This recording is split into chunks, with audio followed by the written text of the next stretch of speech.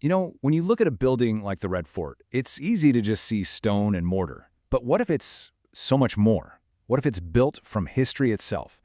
Today, we're diving into the story of this incredible place, a silent witness to the rise and fall of empires. Let's uncover some of its secrets, shall we? All right, let's just transport ourselves back for a second. Way back. Picture it. It's around 1600 AD. This is a time of huge ambitions, of larger-than-life rulers. And, right in the thick of it all, one emperor makes a choice. And folks, this isn't just any choice. It's a decision so massive, it's going to completely reshape the heart of his entire empire. So that's the big question, right? Why? Why would you move an entire empire's capital? I mean, think about it. You're talking about a huge risk, a crazy expense, and just a logistical nightmare. So there had to be a really, really good reason behind it. Okay, so to get to the why of it all, we first have to understand the who. Because this whole thing, it wasn't a committee decision. Nope. It was born from one man's incredible, grand vision for his empire. And that man was none other than Shah Jahan, the fifth emperor of the mighty Mughal Empire. Now, you have to understand, we're talking about a ruler at the absolute peak of his power. He had endless resources at his command and this burning ambition to build a legacy that would last forever. So what was the big move? Well, it all boiled down to shifting the capital from Agra to Delhi. Now, Agra, that was the old guard, the established capital, the city of his ancestors. But for Shah Jahan, it just represented the past. He wanted something new, a totally blank canvas. And Delhi? Delhi was that canvas. It was a place he could mold in his own image, a powerful symbol for the future he envisioned for his empire. So, the vision was there. It was grand, it was ambitious.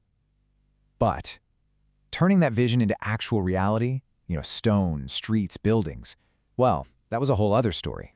And boy, did he make it a reality. The new capital wasn't just some unnamed city in Delhi. Oh no. Its name left zero doubt about who was in charge. He called it Shah Jahanabad, which literally means the city of Shah Jahan. So yeah, this wasn't just an administrative move. It was a personal statement. It was going to be the magnificent new home for the entire Mughal court.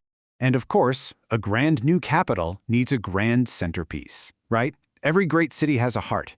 For Shah Jahanabad, that heart was going to be a brand new palace, a massive, powerful fortress that would serve as the absolute jewel in the crown of his new empire.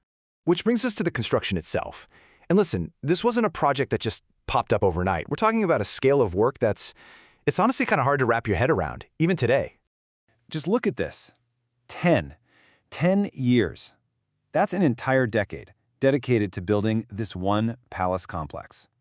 That timeline all by itself tells you everything you need to know about the ambition, the money, and the sheer human effort that was poured into making this vision come to life. So, for that entire decade, the foundations were being laid for what would become one of the most famous buildings on the entire planet. The palace he dreamed of, the jewel of his city, was the Red Fort, or as it's known in Hindi, the Lal Kila.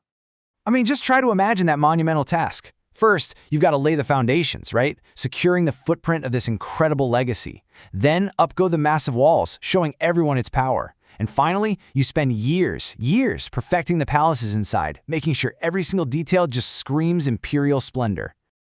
All right, so after a decade of nonstop work, what was the end result? Was this colossal effort even worth it? And maybe most importantly, how did it compare to what came before? Well, history has a pretty clear verdict on that one. When you put it up against its predecessor, the Agra Fort, the Red Fort in Delhi is widely considered a masterpiece. It was just better planned. The design was more cohesive. See, Shah Jahan didn't just copy the old fortress. He took the idea and perfected it, creating something brand new and, ultimately, way better. And really, that's the key takeaway here. The Red Fort was never, ever just a building. It was the physical manifestation of Shah Jahan's ambition. The whole thing, moving the capital, building this incredible new city, and topping it all off with the Lal Kila, it was all part of one single grand imperial vision. And you know what? It was a vision that was, by pretty much every measure, a stunning success. And that brings us right back to where we started. Itihas ka Sakshi, a witness to history. It's so true.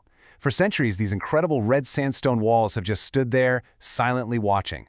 They've seen the absolute height of Mughal power, all the way to the dawn of a new nation. They've seen it all. So I'm going to leave you with this thought. If this fortress really is a witness, if it's a silent observer that has seen centuries of history unfold, just imagine the stories its walls could tell. What secrets of emperors, poets, rebels, and leaders are locked inside those grounds? It's pretty amazing to think about, isn't it?